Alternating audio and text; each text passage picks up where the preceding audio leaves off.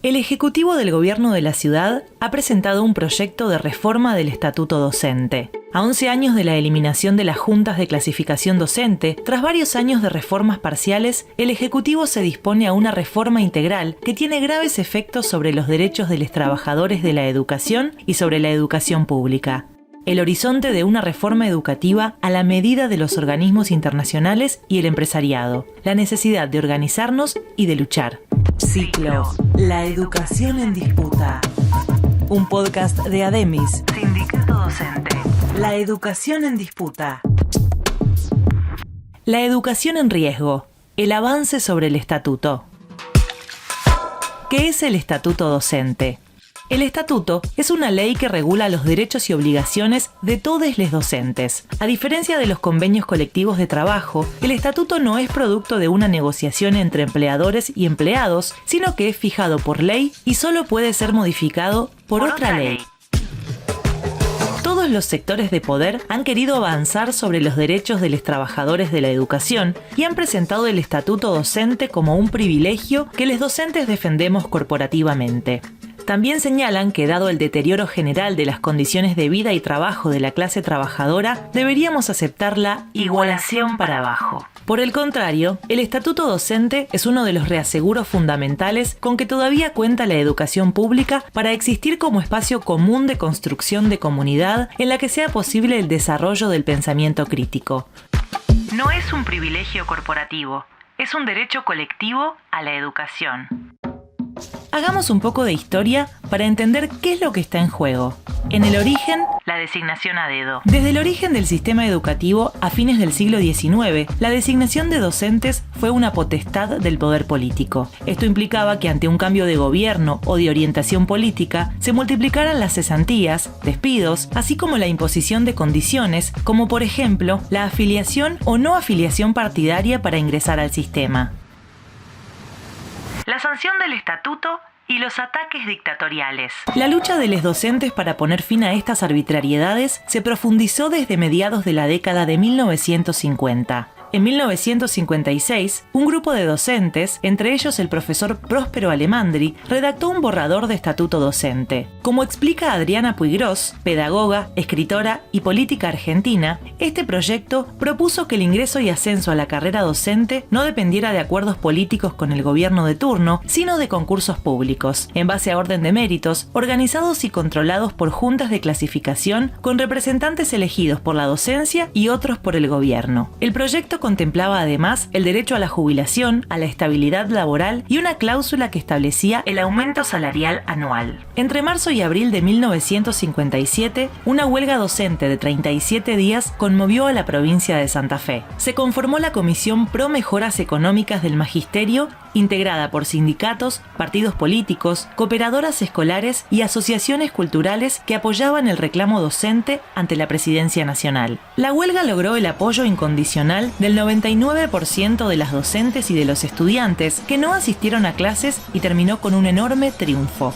La renuncia del ministro de Educación, el aumento salarial, la devolución de los días de huelga y la reincorporación de los docentes suspendidos a causa de la huelga. En septiembre de 1958, docentes de la provincia de Buenos Aires iniciaron una huelga por tiempo indeterminado que duró casi un mes, reclamando aumento salarial, equiparación entre docentes nacionales y provinciales y la sanción de un estatuto para la provincia. El paro triunfa. Se logra un 60% de aumento salarial y la sanción del estatuto docente bonaerense. Al mismo tiempo, se abrió un proceso de lucha del gremio docente por lograr la sanción de un régimen laboral que terminara con las arbitrariedades de los diversos y opuestos gobiernos de los últimos años. Este proceso fue acompañado por el surgimiento de agremiaciones y por la sindicalización de buena parte de la docencia. Finalmente, el 12 de septiembre de 1958 se sanciona la Ley 14.473 del Estatuto del Docente Nacional, que regirá para la docencia dependiente del Consejo Nacional de Educación. Se trata de una ley de avanzada en el país y en la región. Más tarde, habrá de inspirar los estatutos de los docentes provinciales. Es un verdadero triunfo. Posee 184 artículos que establecen el régimen laboral de la docencia nacional en forma exhaustiva y permite su relativa independencia respecto de los gobiernos y de las empresas. Establece que la docencia tiene derecho a la estabilidad en el cargo, el goce de una remuneración justa, a su actualización anual, el ascenso, al aumento de horas, al traslado, al cambio de funciones en caso de disminución de sus aptitudes sin pérdida laboral, a un año de licencia cada 10 años con goce de salario para estudios de perfeccionamiento y a licencia paga en caso de becas de estudio, a la participación en el gobierno escolar y en las juntas de clasificación y disciplina, al reconocimiento de las necesidades de su grupo familiar, a vacaciones reglamentarias, a la asistencia social. Fija que los mecanismos de ingreso a la docencia se realizan por concurso público bajo la responsabilidad de las juntas de clasificación. Estas están integradas por 5 miembros, siendo la mayoría de ellos elegidos democráticamente por voto secreto y obligatorio de los docentes titulares. Los otros 2, en minoría, son designados por el Ministerio de Educación. La Junta se integra con representación proporcional de las listas participantes en caso de que hubiera más de una. Cualquier docente puede formar una lista siempre que tenga 10 años de titular. La evaluación de la tarea docente es interna a la escuela. La realiza el director o directora y él o la docente puede recurrir su resultado. Los docentes tendrán derecho a la jubilación a los 25 años de ejercicio de la profesión con el 82% del salario al momento de jubilarse. El proyecto original incluye derechos a los docentes privados, pero, según relata Alfredo Bravo, la noche antes de su sanción, el Consejo Superior de Educación Católica, CONSUDEC, negocia su eliminación. Sin embargo, el estatuto sancionado es un gran triunfo. Posteriormente, tanto la dictadura de 1966-1973 como la de 1976-1983 eliminaron la vigencia del estatuto. La persecución contra la organización de los docentes y el objetivo de aniquilar el pensamiento crítico adquirieron formas extremas. Se cuentan por cientos los docentes y estudiantes desaparecidos. Retorno a la democracia y las luchas contra el ajuste. El estatuto vigente actualmente en la ciudad de Buenos Aires está asociado a la democracia. La caída de la dictadura militar luego de la derrota de Malvinas abrió un proceso de movilización democrática en nuestro país que empujaba a reconquistar derechos y aún ampliarlos. La ola participativa de los trabajadores y la juventud se multiplicaba en cada espacio. Uno de esos espacios fue la escuela y el sistema educativo. Restablecido el régimen representativo parlamentario, en 1984 la Intendencia de la Ciudad de Buenos Aires aceptó la propuesta realizada desde diferentes espacios gremiales para que se convocara un debate democrático por la actualización del Estatuto Docente, Ley 14.473. Marta Rosendo, docente jubilada, nos relata su experiencia y hace un balance de las reformas de entonces y las actuales.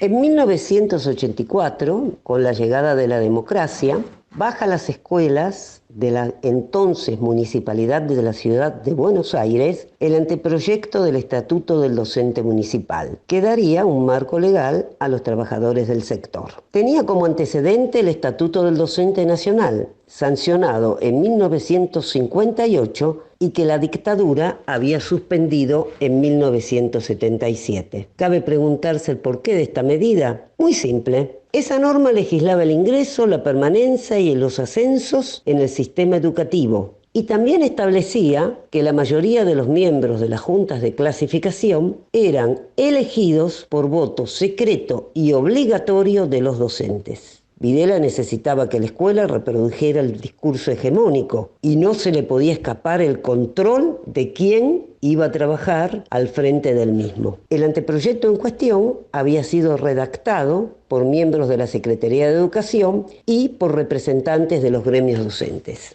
Recuerdo que en ese momento trabajaba como maestra suplente en la Escuela 17 del 19 y que tuvimos jornadas de reflexión casi al finalizar el año escolar para leerlo y discutirlo. Todos participamos. Lo hicimos a conciencia porque se trataba de nuestro convenio colectivo de trabajo. Conocerlo, acordar o disentir era reconocer al docente como sujeto activo en lugar de al que solo se lo interpela para acatar órdenes. Los que participábamos de la vida sindical, yo era afiliada a la Unión de Maestros Primarios, habíamos tenido reuniones en las que aclaramos algunos puntos, sobre todo en lo referente a la normativa. Con esto pudimos destrabar dudas y seguir adelante con el informe que tenía que elevar cada escuela. Con la sanción del estatuto volvieron las elecciones de juntas, los concursos y también las reuniones y las asambleas distritales. Comenzó en el 84, siguió en el 85, 86 y fue creciendo esta participación en la vida y en la política educativa. El actual estatuto fue reelaborado a partir de un proceso de enorme reflexión y participación popular de la docencia en todas las escuelas. Se constituyó una comisión de 2 representantes por cada sindicato existente, con relevo de tareas en sus lugares de trabajo para que confeccionaran una propuesta base de modificaciones al estatuto original. A su vez, se organizó un cronograma de asambleas escolares con suspensión de clases para que la docencia debatiera la propuesta o formulara otras. Luego se organizaron asambleas distritales que aunaban las similares que a posteriori se llevaron a un congreso de delegados distritales de toda Capital Federal. Ese proyecto de reforma fue presentado al Consejo Deliberante, actual legislatura y al Ejecutivo. José Forni, docente jubilado que participó activamente de aquel proceso, nos cuenta. En el año 89 fui integrante de la lista de maestros como candidato a junta, cuando formamos la lista independiente del sindicato que ya se estaba empezando a burocratizar, digamos, y los candidatos a miembros de junta dejaron de ser electos democráticamente como hacíamos nosotros por votación en los distritos y los elegían a dedo, la comisión directiva nueva que hubo. La lista celeste en ese momento. Entonces ahí formamos la lista de maestros. Fue la primera lista de maestros en el 89 que después siguió y yo también participé en los años sucesivos. El texto, que finalmente se aprobó como Ordenanza 40.593, constituyó un gran avance en algunos derechos, no restituyó todos y no contempló todas las propuestas elevadas desde las escuelas. Algunos de los aspectos más destacados del estatuto aprobado son: amplió el régimen de licencias en su artículo 70, considerando, por ejemplo, la situación de la docente madre, ampliando la licencia a 120 días posparto y contempló la licencia por familiar enfermo. Estableció el listado único por orden de mérito. Anuló los listados diferenciados por sexo que ordenaba la designación de un varón cada 3 mujeres, sustentando en la necesidad de favorecer la presencia de los primeros en las escuelas, alterando los órdenes de méritos. Estableció la continuidad de los docentes, que hasta entonces cesaban con el ciclo escolar. Los concursos pasaron a ser anuales, por lo que no modificó la situación de los interinos que cesaban con cada concurso. Restituyó las juntas de clasificación y disciplina con mayoría de representantes electos por voto directo de la docencia y representación proporcional de las listas presentadas que podían ser de docentes no agremiados. Sin embargo, no restituyó el 82% móvil para la jubilación, establecido en el artículo 52, ni la actualización salarial anual automática al costo de vida, establecida en el artículo 38 y 162 del Estatuto Docente de 1958. La fragmentación del sistema educativo. Cuando hacia fines de los 80 resultaba trágicamente claro que con la democracia no se comía, ni se curaba, ni se educaba, la docencia protagonizó una lucha histórica. La huelga de 1988 fue un puntal de la resistencia a las imposiciones del Fondo Monetario Internacional y el Banco Mundial con salarios de pobreza y de financiamiento del sector público. La respuesta del poder fue la desmembración del sistema educativo en el marco de la reforma neoliberal de la educación, la fragmentación del colectivo nacional docente. Desde entonces, cada una de las 24 jurisdicciones define condiciones, incluyendo las salariales. Durante esa década, todos los docentes de la ciudad de Buenos Aires pasamos a ser regidos por el Estatuto del Docente Municipal. La multiplicación de contratos temporarios, de programas que no se rigen por el estatuto, viene siendo una constante.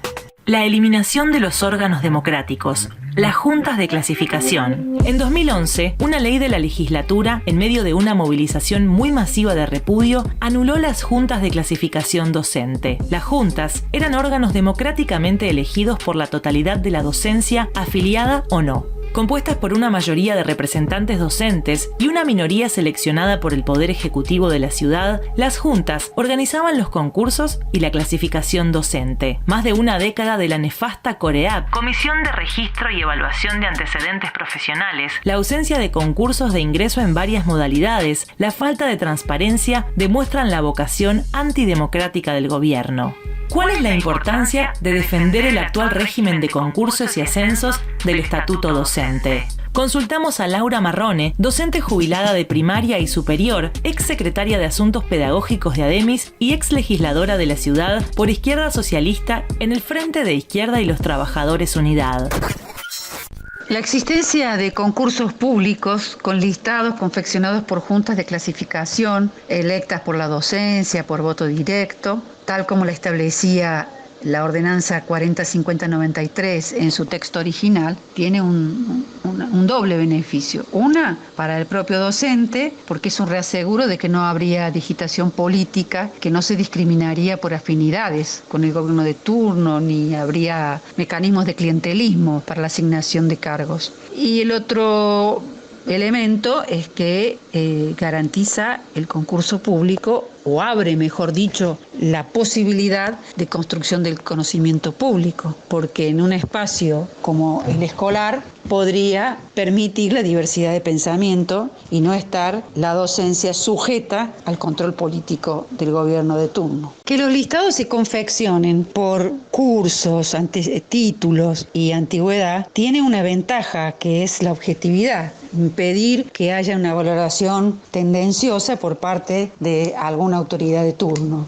La propuesta que hace Juntos por el Cambio en este momento, escudada en la necesidad de favorecer a aquellos docentes que más se capaciten, es un fraude. Primero, porque no resuelve el problema de la formación docente continua, que es una necesidad y un problema que tiene nuestro sistema educativo. Tal como está presentada en la actualidad, es un régimen de cursos a la carta, donde depende del tiempo libre que tiene cada docente y de su dinero para poder pagarse cursos privados, ya que los cursos de la escuela de capacitación no alcanzan para satisfacer la demanda de cursos tal cual la cantidad de docentes de nuestra ciudad requiere. ¿Qué hace este sistema propuesto con cargos de ascenso para tareas que son casi similares y cursos que estarían previamente digitados en la elección del listado de los que accederían a los mismos por parte de las autoridades escolares? Es un mecanismo perverso para empezar a digitar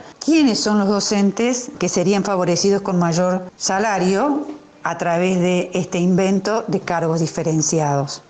Sin lugar a dudas necesitamos un nuevo régimen de formación docente, no es este. Lo que necesitamos es reformular la jornada laboral de manera de que incluya la formación docente como parte de la tarea, que sea sistémica, es decir, que sea para todo el sistema, que sea con un plan, no a la carta, y además que signifique una verdadera actualización de toda la planta funcional, tanto en lo disciplinar como en lo pedagógico. Por eso suscribo el rechazo a esta propuesta que ha formulado ADEMIS y espero con sinceridad que no se apruebe y en cambio se abra un debate democrático para que la propia docencia pueda proponer y decidir los cambios que necesitemos.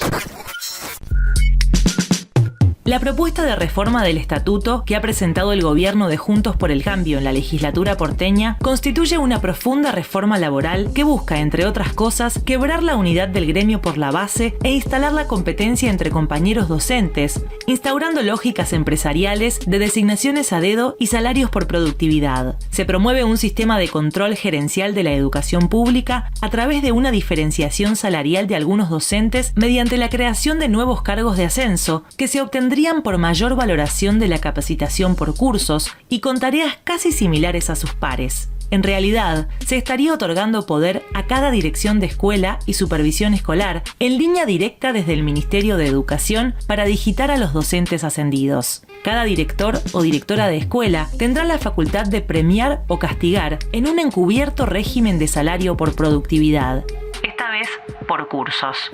Desde la década del 90, los diferentes gobiernos y propuestas de los organismos internacionales apuntaron a eliminar el estatuto e imponer un sistema de evaluación externo que controle al docente y los contenidos de lo que enseña. Nuevamente, lo que está en juego con esta reforma no es solo el control del acceso a los cargos y la diferenciación salarial. Lo que pretende el gobierno, al digitar el acceso a los cargos directivos, es también controlar el contenido y el sentido profundo de la educación que desarrollamos. El Estatuto Docente sancionado en 1985 es deficiente para mejorar la educación y además lograr mayores derechos de estudiantes y docentes. Pero cualquier reforma debe partir de convocar a la docencia a debatir y a decidir realmente desde las bases, todo lo contrario a lo que impulsa el actual gobierno porteño. Ciclo: La educación en disputa. Un podcast de ADEMIS, Sindicato Docente. La educación en disputa.